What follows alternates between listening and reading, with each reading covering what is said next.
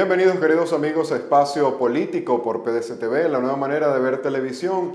El día de hoy en Espacio Político tenemos un invitado muy especial, exgobernador del estado de Aragua, actual diputado de la Asamblea Nacional, aragüeño, con el cual estaremos abordando un tema que hoy en día está muy en boga. El tema de las primarias de la oposición. ¿Va a ser un remedio o va a empeorar la enfermedad? Le damos la bienvenida a Luis Eduardo Martínez. Bienvenido, diputado. Muchísimas gracias por la invitación y permíteme que felicite a todos los comunicadores sociales venezolanos. Hoy, Día del Periodista. Un fuerte abrazo y los mejores deseos. La consulta que debe hacerse para las elecciones presidenciales, que unos y otros inciten en el 2024, debería ser lo más amplia posible. Las primarias pudieran ser una buena opción siempre y cuando todas las partes acepten cuáles condiciones se fijan y una vez seleccionado el candidato presidencial se aprestan a remar juntos. De lo contrario, pudieran ser más perjudiciales que beneficiosas. Diputado, muchas interrogantes hay en torno a este proceso en cómo debería ser. Algunos proponen que sea netamente la sociedad civil la que lo realice a través de las ONG, la iglesia, la academia, que sea a través de un voto manual. Algunos otros que consideran que sea la misma sociedad civil, pero con las máquinas del CNE. Para Luis Eduardo Martínez, ¿cómo deberían ser estas primarias? ¿En una sola vuelta, en dos vueltas? Te voy a responder desde el punto de vista personal, porque si bien yo soy militante de un partido político, esta organización todavía no se ha pronunciado. Mi experiencia en procesos de consulta interna es que bien pueden ser llevados por distintos sectores de la sociedad civil y perfectamente se pueden realizar manualmente, con lo cual, por cierto, hay una reducción de costos importante. Hace unos años atrás, yo competí en unas elecciones primarias que fueron aceptadas por todos los sectores de la oposición, en la cual la votación fue manual, la comisión electoral fue designada por las propias instancias organizativas del evento, la sociedad civil participó y los resultados fueron aceptados por todos. De tal manera que eso sería una buena aproximación a condiciones que satisfagan a todos. Pero en todo caso, estamos a la espera de que cada organización política y representante de la sociedad civil terminen de pronunciarse acerca de cuáles serían las características de las primarias que se están planteando. Diputado, también de los planteamientos que existen dentro de la opinión pública es la tesis del consenso, atendiendo a que unas primarias opositoras, en vez de unificar, van a dividir a la oposición. ¿Qué opina al respecto?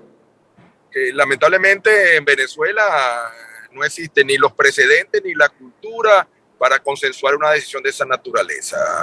Ir a esa vía es la absoluta garantía de que van a surgir infinidad de candidatos señalando de que los favorecen las encuestas, que tienen condiciones, que tienen respaldo. Solo la consulta democrática, popular, ¿por qué tenerle miedo? Siempre y cuando tengamos la capacidad de dirimir las diferencias civilizadamente, es lo que haría posible tener un candidato o una candidata que tenga el mayor apoyo. Dentro de todas estas situaciones tan turbulentas en donde ya los venezolanos estamos acostumbrados, diputados, vemos cómo existe también la fragmentación de los partidos políticos. Usted es un dirigente histórico ya de Acción Democrática, por lo cual le pregunto, Luis Eduardo Martínez, ¿cómo se maneja entre esta lamentable división entre Henry Ramos Ayú y Bernabé Gutiérrez, atendiendo a que recientemente también se ha querido hacer como una remembranza a lo que sucedió con Acción Democrática en el año 2000? ¿Cómo Luis Eduardo Martínez vio y vivió este proceso del año 2000 y cuál es su posición de cara, más allá de las directivas, a ese socialdemócrata, a esa acción democratista que no se siente identificado en ninguna de las dos directivas? A mí es una situación bien dolorosa porque tenemos amigos, buenos amigos, casi hermanos, en los distintos sectores que tú has mencionado. Yo creo que hoy más que ayer estamos obligados a que los valores que nos unen, los principios que nos unen, lo mucho que hemos compartido y luchado contribuyan a acercarnos. Hace unos meses atrás, ¿qué nos separó? La decisión de unos de participar en las elecciones parlamentarias y otros de no. El año pasado, al final, todos entendimos que la vía era el voto y hoy nadie, absolutamente nadie que se precie de Acción Democratista discute acerca de que son las elecciones la única vía posible. Eso forma parte de nuestra herencia histórica, de tal manera que yo aprovecho esta oportunidad para hacer un llamado a todos, absolutamente a todos nuestros compañeros, compañeras, que arbitremos fórmulas que nos permitan reencontrarnos y trabajar juntos por una Venezuela diferente. Diputado, usted, si no mal manejo la información, es el primer vicepresidente de la Comisión por la Reconciliación Nacional. ¿Cómo ha sido este proceso atendiendo que recientemente vi unas declaraciones de su parte que generaron cierta polémica sobre los abusos que se cometieron durante la República Civil? ¿No pudiese esto contradecir un poco cuando nos encontramos bajo una administración de gobierno que se encuentra bajo investigaciones de crímenes de lesa humanidad? ¿Cuál es su opinión al respecto y cómo se maneja? El diálogo se ha venido dando en los últimos 14 meses en tiempos diferentes. Hay un diálogo con empresarios, con universitarios, con sectores de la sociedad civil que se mueve internamente mucho más rápido. Hay un diálogo entre sectores políticos que se mueve a una velocidad diferente, en algunas ocasiones mucho más lenta. Hay un diálogo en Venezuela y un diálogo fuera de Venezuela. Son varios diálogos. Pero lo que sí es cierto, y yo lo ratifico por convicción plena, de que en Venezuela no hay salida distinta para resolver nuestros asuntos en paz que dialogándolos y entendiéndolos. En este momento está planteado un reformateo del diálogo que se efectuó en México. Hoy mismo estamos insistiendo de la necesidad de que en ese diálogo se incluyan distintos sectores de la sociedad civil, que no sea un diálogo entre políticos, que se haga en Venezuela y que se priorice la materia económica y social, porque, bueno, hace apenas unas horas el subsecretario de Asuntos Hemisféricos de los Estados Unidos declaró desde Miami a una rueda de prensa en 2 ocasiones, 2 preguntas respondió y dijo: la salida en Venezuela pasa unas elecciones transparentes, democráticas, presidenciales en el 2024. Es decir, ya nadie duda de que la salida es electoral y nadie duda de que la salida es en el 2024. Entonces, dediquemos el diálogo a fortalecer la economía venezolana que tan necesitada está de despegar.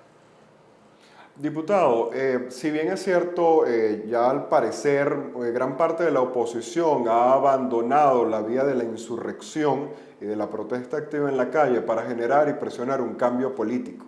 Sin embargo, como bien usted lo ha mencionado, en el 2024 existe una oportunidad de generar el tan anhelado cambio político. Pero cuando analizamos y hacemos una radiografía del estatus de la oposición y precisamente hilvanando con el punto de la reconciliación nacional, hemos visto cómo hemos caído ya en la animalización de la política, con términos peyorativos, principalmente en algo que puede ser hasta un poco contradictorio. Por una parte, representantes de organizaciones políticas que no han realizado procesos internos en más de 20 años, más de 22 años, y por otra parte, en representantes de juntas ad hoc designadas por el Tribunal Supremo de Justicia, evidentemente de tendencia oficialista. ¿Cómo dirimir estas diferencias, Luis Eduardo? Bueno, obviamente que así como proclamamos un diálogo entre el oficialismo y los otros sectores de la vida nacional, urge mucho diálogo entre nosotros, capacidad de entendernos. Reitero, tú lo mencionaste de manera delicada, pero si vamos al caso, quizás lo que hay que fijar es una etiqueta de hashtag todos somos alacranes, porque se denominó alacranes aquellos que creían en el voto. Ahora resulta que todos creemos en el voto, entonces, bueno, todos somos alacranes, y como todos somos alacranes, vamos a entendernos de tal manera de que podamos fortalecer las posiciones para que Venezuela cambie, para que el gobierno cambie, para que Venezuela sea distinta a través del voto. Eso requiere una gran madurez que a veces uno se angustia porque pareciera que falta entre buena parte de la clase política venezolana y requiere también un gran desprendimiento. Se necesita elevarse y eso no es sencillo. Pero lo que sí es cierto, y yo no me canso de proclamarlo, es que si no nos entendemos, que si no nos ponemos de acuerdo, y yo he visto los últimos estudios de opinión de Datincore, de Data Analysis, de la Universidad Católica Andrés Bello, si no nos entendemos, en el 2024, frente a observadores internacionales y con una participación de todos los sectores de la oposición venezolana, el presidente Nicolás Maduro pudiera reelegirse y quizás hasta con comodidad.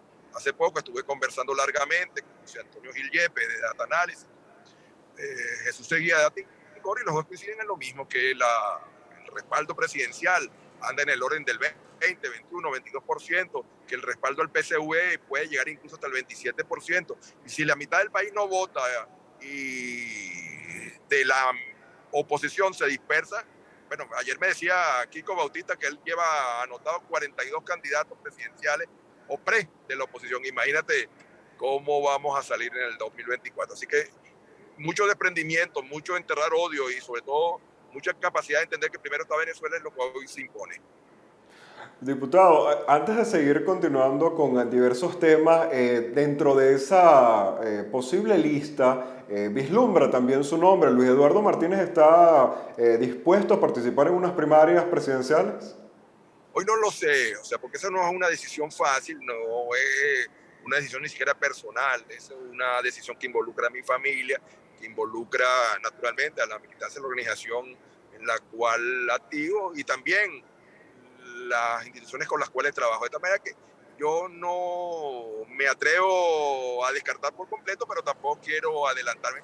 Por lo demás, he venido insistiendo y lo ratifico que Venezuela hoy no está, los venezolanos no están hoy pendientes, para ponerlo más claramente, de candidatos. Los venezolanos están pendientes de su sueldo, de su salario, de la pensión, del costo de la vida, de cómo hacer para que los que están fuera regresen. Eso es lo prioritario. Por eso yo reitero que más que político electoral, el diálogo tiene que ser enfocado en lo económico y lo social.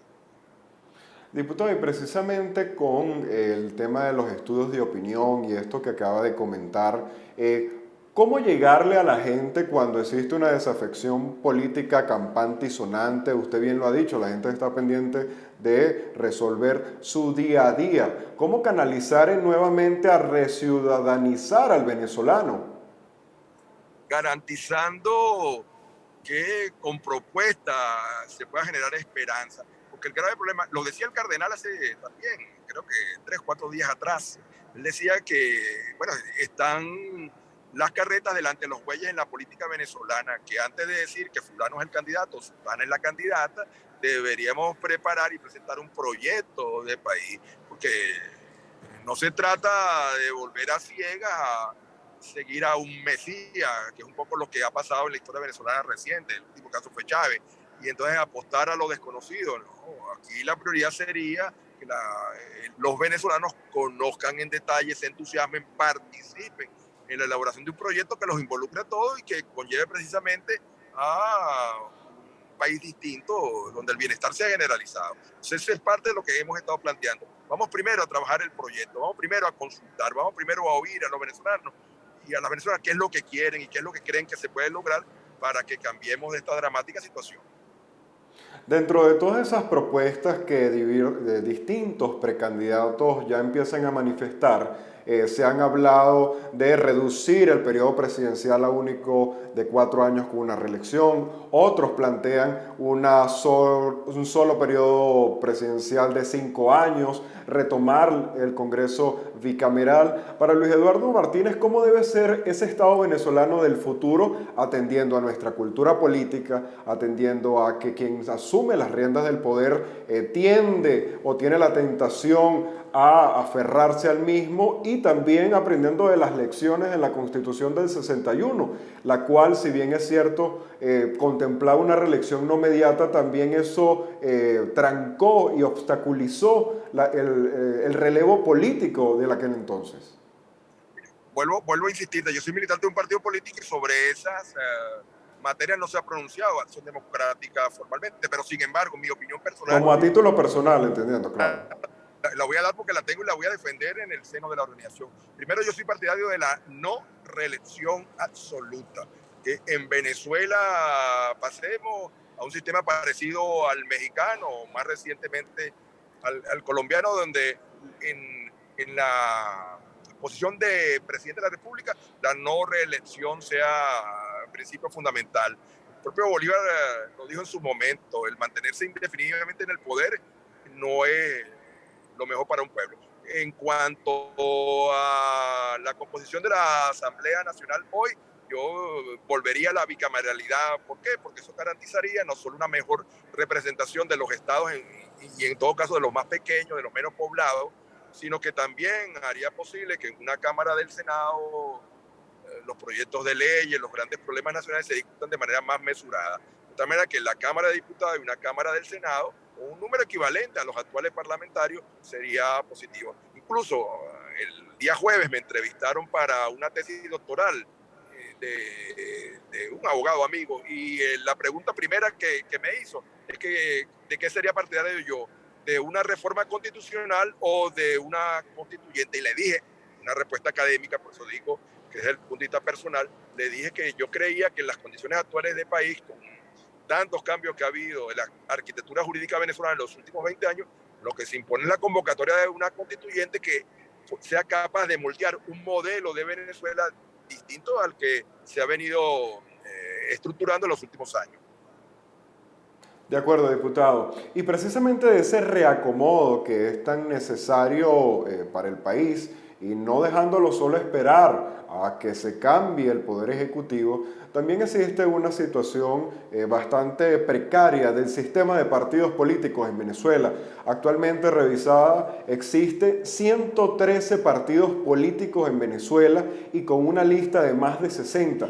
¿Cómo realizar este reacomodo atendiendo de que muchas de estas tarjetas electorales son eso y no son partidos políticos? Por ejemplo, de Acción Democrática han devenido muchos partidos, el MEP, Un Nuevo Tiempo, etcétera, etcétera. De Primero Justicia nace Fuerza Vecinal. ¿Cómo reacomodar este sistema de partidos que es una atomización bien pensada desde los inicios del presidente Hugo Chávez y que hoy en día hace tan difícil que los factores de la alternativa democrática lleguen a consenso y acuerdos? Creo que deberían elevarse las exigencias en materia de aprobación de los partidos políticos y de permanencia de los partidos, de existencia de esos partidos, que se corresponda con respaldo popular.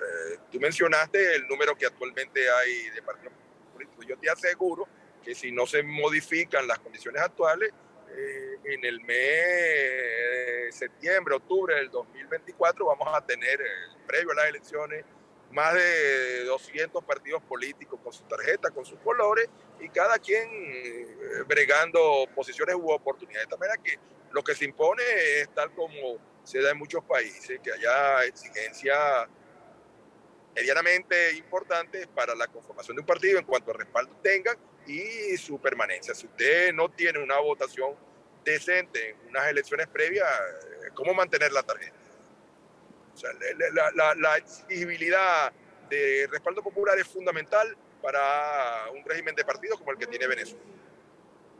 De acuerdo, diputado. Para ya cerrar nuestra entrevista de hoy, quisiera conocer su análisis con respecto a lo que sucede en el continente. Hemos visto cómo la administración Biden ha distanciado muchísimo de lo que fue la administración Trump con respecto al caso Venezuela y hemos visto cómo el continente nuevamente gira hacia el lado de la izquierda y el progresismo, recientemente con los resultados en Colombia. Para un socialdemócrata como usted, ¿cuál es el verdadero rol que hoy tiene la socialdemocracia democrática en Venezuela y en Latinoamérica, distando y distanciándose de proyectos autoritarios como el del propio Hugo Chávez, Daniel Ortega, el caso de Cuba? El caso de la socialdemocracia, que algunos denominan en oportunidades y quizá el término asuste, socialismo democrático, tiene hoy una gran responsabilidad en el continente porque se ha venido produciendo, es cierto, un giro que algunos denominan un giro a la izquierda, pero que otros señalan que es una izquierda no tradicional, moderada. Ese es un rol que perfectamente la socialdemocracia latinoamericana y particularmente la venezolana pudiera llenar. El caso colombiano más recientemente, el próximo casi inminente en Brasil, donde todo apunta a que Lula va a ser electo presidente, muestra que el subcontinente vira, pero también muestra de que tenemos que tener la capacidad de interpretar ese cambio que en buena medida es producto de la insatisfacción de la población con los gobiernos que que actualmente han venido ejerciendo el poder en el continente. Agradecido, diputado. Quisiéramos escuchar un mensaje de su parte, como es habitual de nuestro programa en Espacio Político, que nuestros entrevistados le envíen un mensaje a los jóvenes venezolanos. Para nadie es un secreto que la situación tan precaria y difícil de la calidad de vida en Venezuela ha hecho que muchos emigren, como otros abandonen sus casas de estudio para dedicarse al sustento y al sostenimiento de su familia. Luis Eduardo Martínez, ¿qué le dice a esos venezolanos, a esos jóvenes venezolanos que en primer lugar están apartados de la esfera pública, no quieren saber de política, sin embargo que les corresponde y que les afecta en su vida? Que si bien entendemos la gravedad de la situación y comprendemos y nos duele muchísimo los que se han marchado, es aquí en Venezuela, en su país, donde tenemos que construir el mejor mañana. El marcharse no es garantía de absolutamente nada. Son dramáticos los testimonios de los que caminan por América Central, los que atraviesan la selva de Darién, los que se tocan con el muro de Estados Unidos, los que navegan hacia Curazao, hacia Trinidad. De tal manera que mi invitación a los muchachos, a las muchachas, es que le pongamos corazón para que juntos podamos a su familia construir un país diferente. Si es posible y vamos a lograrlo en corto plazo, electoral, democráticamente, votando, sobre todo votando, podemos salir de este gobierno que nos ha causado tanto daño, de este régimen que nos ha causado tanto mal en Venezuela. Diputado, para culminar, ¿el presidente que venga después de Nicolás Maduro será de Acción Democrática? Bueno, es nuestro deseo que sea un militante de Acción Democrática, pero lo más importante es que sea un venezolano, una venezolana que dedique cada minuto de su tiempo a que el país sea el que merecemos tener. Muchísimas gracias, diputado, por la cordialidad y habernos acompañado en el tiempo de hoy. Muchísimas gracias, un fuerte abrazo, feliz día y otra vez felicitaciones a los periodistas hoy. Bueno, queridos amigos, era el diputado Luis Eduardo Martínez, exgobernador del estado de Aragua, con el cual estuvimos analizando distintos elementos que competen a la dinámica de la agenda pública hoy en Venezuela, atendiendo a que indudablemente el tema de las primarias opositoras seguirá dando de qué hablar y principalmente tendrá que jugar un rol fundamental las condiciones de estas primarias. Unas primarias secuestradas con criterios de exclusión evidentemente llevarán al país a un fracaso rotundo en el 2024. Hemos visto cómo distintos actores políticos, tal cual lo ha mencionado el diputado Luis Eduardo Martínez, llaman a la amplitud, a unas primarias sin exclusiones, las cuales aparentemente pudiesen realizarse en manos de la sociedad civil a través de un voto manual.